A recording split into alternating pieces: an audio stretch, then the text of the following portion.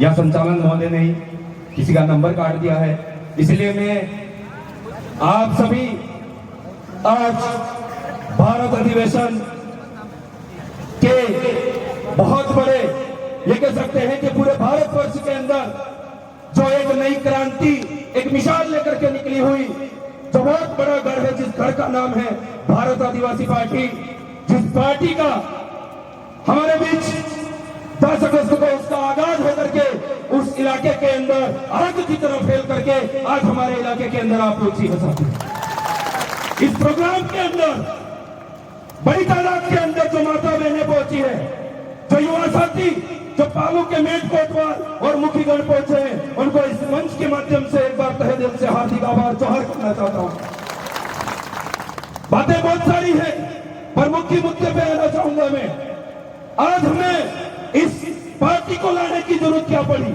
हमारे बीच में बहुत सारी पार्टियां जो हमें लॉलीपॉप दे करके 5 साल, 10 साल, 15 साल करते करते आज 50 से 60-70 साल हो चुके हैं। क्या जरूरत पड़ी? आखिर हमारे दिमाग के अंदर क्वेश्चन मार्क होना चाहिए, सवाल उठना चाहिए कि आखिर में कमल कांग्रेस को छोड़ करके भारत आदिवासी पार्टी का दामन क्यों थामना है मुझे? ये चीज अगर आपके अंदर पैदा हो गई तो जो लोग आपको फिर से बेवकूफ बनाने आएंगे, उनको उठ खड़ा होकर के आप जवाब दे पाओगे, भाई बस हो गया, अब लूट मार नहीं चलने वाली है, अब मिर्ची रोटी नहीं चलने वाली है, अब मोबाइल का लॉलीपॉप नहीं चलने वाला है, अब हेडपंप का लॉलीपॉप नहीं चलने वाला है, अब मिर्ची पाउडर देने वाला लॉलीपॉप नहीं चलने वाला। क्योंकि इस चादर पर बैठा हुआ वो वीर है, वो व्यक्ति है, वो खड़ा होकर के ये आवाज करेगा और ये बात बोलेगा कि हमारी जल जंगल जमीन की रक्षा कौन कर रहा है, हमारे हक अधिकारों की रक्षा कौन कर रहा है। इस क्षेत्र के अंदर जितनी भी जमीन है, जितनी भी जंगल है और जितना भी पानी है, ये लोग बेच करके खा रहे हैं। भाइयों, आपको एक्टिव होने की जरूरत है और जागरूक होने की जरूरत है। और आने वाला चुनाव 2023 का जो चुनाव है, वो हम कहते हैं कि आदिवासी परिवार की विचारधारा इसलिए लेकर के आए थे क्योंकि आदिवासी भारत पर जो आखिरी पीढ़ी बची हुई है, उसको बचाने का काम आदिवासी परिवार कर रहा है। मैं तो इस मंच के माध्यम से ये कहना चाहता हूं कि भारत आदिवासी पार्टी जो है वो आखिरी, पहली और आखिरी हमारे समुदाय को और आने वाली पीढ़ियों की रक्षा करने के लिए तैयार होकर के आपके सामने आ गई है। तो आपको तैयार हो जाना है और हमारे बीच में से ही ऐसा व्यक्ति चुन करके आगे भेजना है। क्योंकि कांग्रेस बीजेपी में क्या हो चुका है, कहीं तो वंशवाद चल रहा है कि अगर मेरी एक टांग टूट नहीं जाती, मैं खाट में बैठ नहीं जाता, तब तक मेरे को ही चाहिए साहब। अगर मेरे घर के अंदर भी कोई एबिलिटी रखता है, उसको ही चाहिए सब कुछ। अगर मेरे सगे संबंधियों में कुछ कर रहा है कोई अच्छा, तो उसको ही चाहिए। मैं किसके लिए इशारा कर रहा हूं समझ जाने की जरूरत है आपको। एमएलए एमपी भी मेरे को चाहिए, कहीं का प्रधान भी मेरे को बनना है, कहीं का प्रधान बनाना तो सगे संबंधियों को ढूंढ करके बना रहे हैं। तो ये कांग्रेस जो पार्टी है वो वंशवाद को लेकर के चल रही है और बीजेपी जो है वो अलग तरीके से ही मुद्दा बना करके घूम रही है हमारे बीच में। तो मैं भाइयों कहना चाहता हूं आपसे, क्योंकि वो पार्टियां ऐसे आदमी को चुनती है जो बुलंद आवाज, ये जनता की आवाज को ले जाकर के उस विधानसभा में नहीं बोलता है, ऐसे आदमियों को चुनती है। तो आपको तय करना है ये बात आपको तय करनी पड़ेगी कि हमें अभी कांग्रेस बीजेपी का उम्मीदवार चाहिए या भारत आदिवासी पार्टी का जो बुलंद और प्रखर आवाज में हमारी आवाज को विधानसभा ले जाए, ऐसा व्यक्ति चाहिए। आपको तय करना पड़ेगा मेरे भाई। और जिस दिन ये बात आपने अगर तय कर ली और ये बात अगर गांठ बांध ली, जिस समय वो प्रचार करने आएंगे, कभी तो आपको जीतर देंगे, कभी तो आपको गुमर देंगे और माताएं बहनें नहीं मानेगी। आप पेड़ खजूर वाले पोटली आ रहे और नहीं समझ पावे दिहाड़ी आ रहे।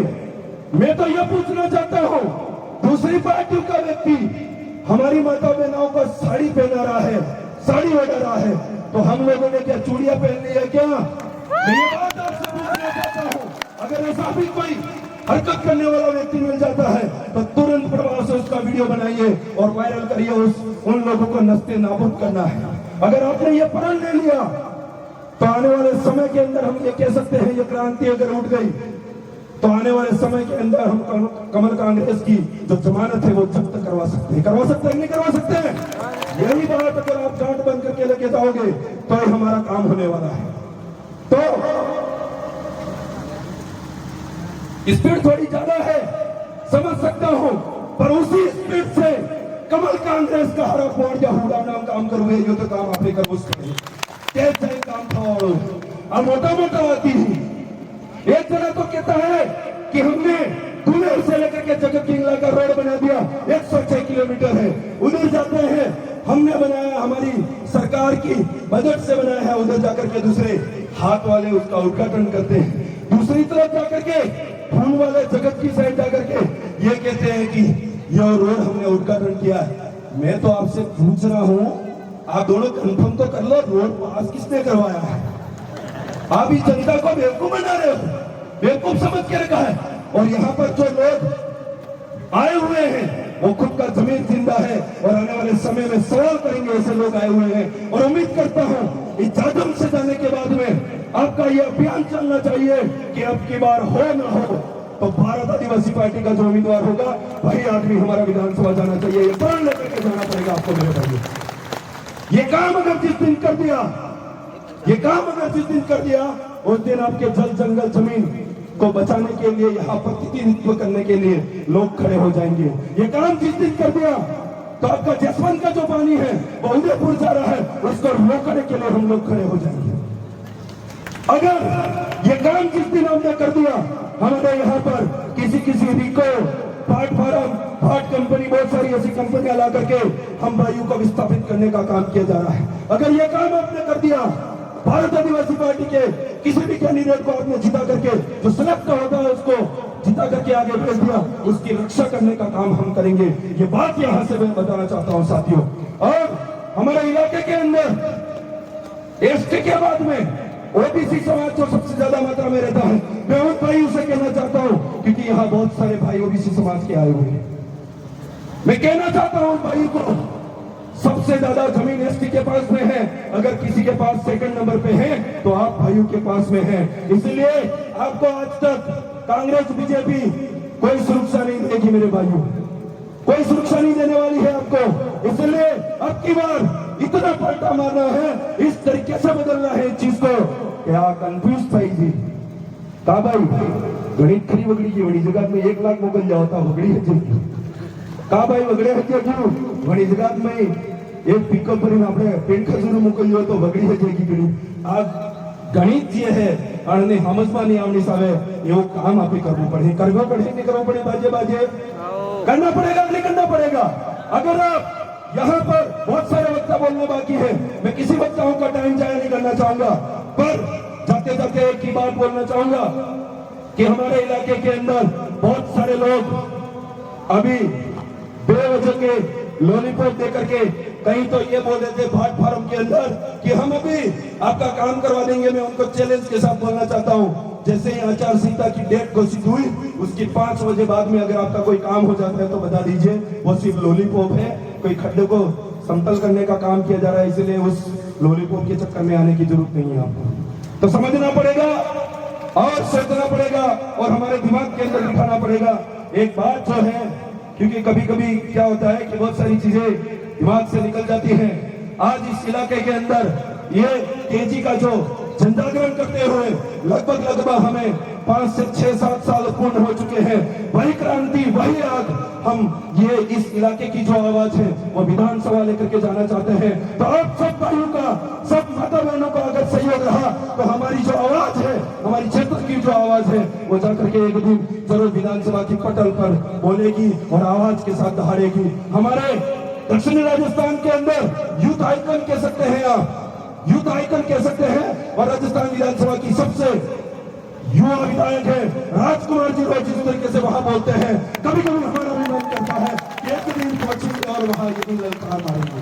तो आगे एक ही बात बोलना चाहूंगा कमल कांग्रेस के लोगों से, क्योंकि यहाँ बैठा हुआ तो शायद उनको नेग्लेक्ट ही कर चुका है। नाराज पक्ष से कहना चाहूंगा, जिस पक्ष के नाराज लोग हैं आ जाओ मेरे भाइयों, अब आपका वहां कोई जगह नहीं रही है, क्योंकि समय समय पर आपको पगड़ी पहना करके आपका इस्तेमाल करके ये लोग चुनाव जीत जाते हैं। जीतने के बाद आपका कोई अस्तित्व नहीं रहता है। इसीलिए कांग्रेस बीजेपी के जितने भी नाराज पक्ष के लोग हैं, आ जाओ, भारत आदिवासी पार्टी का मंच खुला है, दरवाजे खुले हैं, आप आइए, आपकी हक अधिकार की जो आवाज होती है वो आगे भेजने का काम करेंगे। इसलिए एक ही बात बोल करके विराम देना चाहूंगा, चक्रव्यूह रचो तुम चाहे जितने, चक्रव्यूह रचो तुम चाहे जितने, इस रण में मुंह ना मोड़ूंगा, इस कलयुग का अभिमन्यु हूं, कभी भी मैदान नहीं छोड़ूंगा। धन्यवाद, आभार, जय जोहार, जय आदिवासी, जय भारत। धन्यवाद दादा ने